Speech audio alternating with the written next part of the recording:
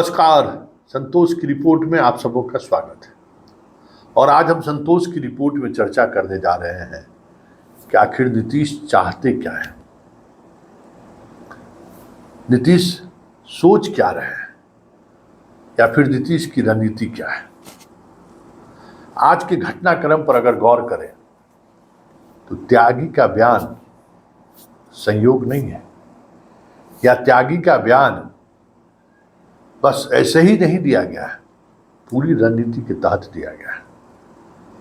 कांग्रेस की तरफ से ये ऑफर आया होगा या नहीं आया होगा, दावे के साथ नहीं कहा जा सकता है, क्योंकि प्रधानमंत्री पद का ऑफर तो कांग्रेस की तरफ से ही मिल सकता है। खबरें ये भी उड़ी थी कि राहुल गांधी बात करना चाहते हैं, लेकिन नीतीश बात नहीं कर रहे हैं। खबरें ये भी उड़ी थी कि तेजस्वी ने मीटिंग में कहा था कि नीतीश जी से बात की जा सकती है, तो उस वक्त खबर ये भी आई थी कि राहुल ने सीधे तौर से इसको नकार दिया था।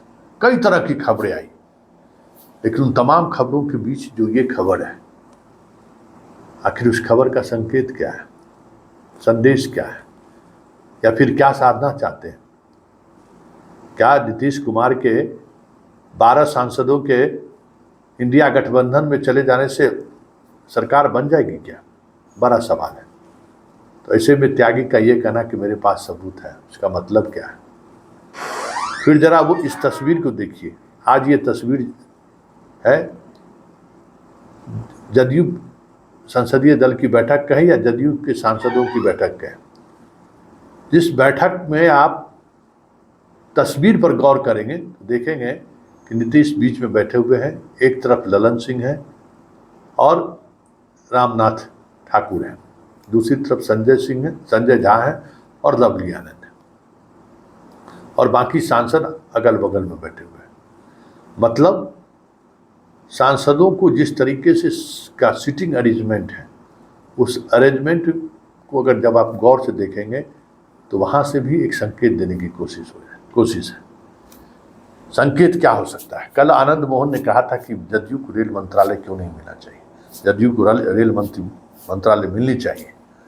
और आज लवली आनंद नीतीश के क्लोज सर्किल में पहुंच गए। तस्वीर के सहारे नीतीश बहुत सारी चीजें साधते रहे, उनकी राजनीतिक शैली ही ये दे रहे। याद होगा कि कमल का फूल निशान बनाकर क्या संकेत दिया, बवाल मच गया था कि भाई आरजेडी से क्या भाजपा में जाने वाले हैं, और चंद महीनों बाद वो चले गए। तो वो संकेत देते रहते हैं और संकेत के सहारे राजनीति साधते रहते हैं। ये संकेत है कि गठबंधन के अंदर सब कुछ ठीक ठाक नहीं चल रहा है। यह संकेत है कि जदयू जितनी मंत्री का पद चाह रहे हैं, उतना पद देने को बीजेपी फिलहाल तैयार नहीं है। ये संकेत है कि जिस विभाग की इच्छा उन्होंने व्यक्त की है, उसको लेकर बीजेपी सीरियस नहीं है। फिर मंत्री की संख्या को लेकर भी बीजेपी सीरियस नहीं है। तो ये सारी चीजें, ये सारी कवायद उसी की तरफ संकेत करता है, और इस वजह से चर्चाएं होनी शुरू हो गई हैं।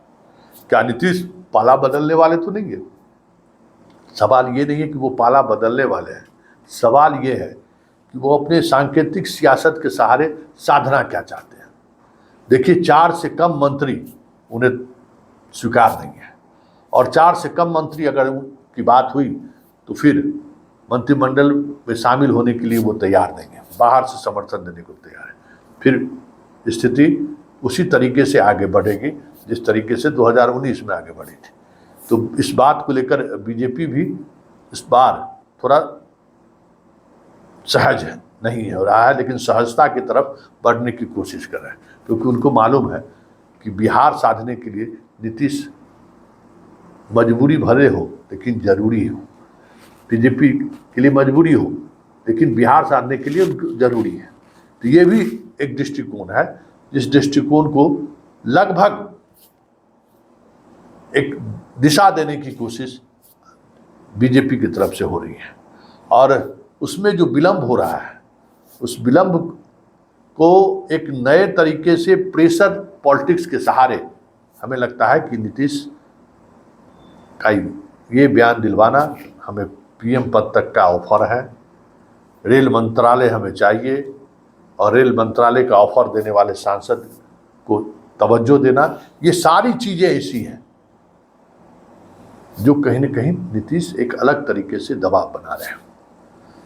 वैसे बीजेपी के लिए बहुत ज़्यादा स्पेस नहीं है, और न शाह के लिए बहुत ज़्यादा स्पेस है, क्योंकि बिहार में जो परिणाम सामने आए हैं, वो परिणाम अगर नीतीश साथ नहीं होते तो आज शायद मोदी प्रधानमंत्री नहीं होते। इस बात का भी एहसास नीतीश मोदी को दिलाना चाहते हैं कि आज अगर आप एनडीए के नेता बने हैं, प्रधानमंत्री की कुर्सी आप तक पहुंची है, तो इसमें बिहार और खास करके नीतीश की बड़ी भूमिका है।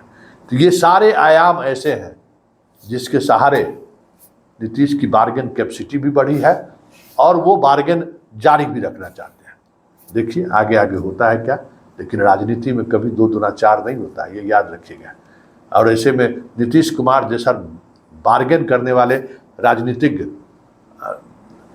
भी बिहार के बाहर या देश में बहुत कम मिलेंगे आपको। इसलिए देखते चलिए, कल शपथ ग्रहण से पहले बहुत सारी चीज़ें आपको बदलती हुई दिख जाए तो कोई बड़ी बात नहीं हो।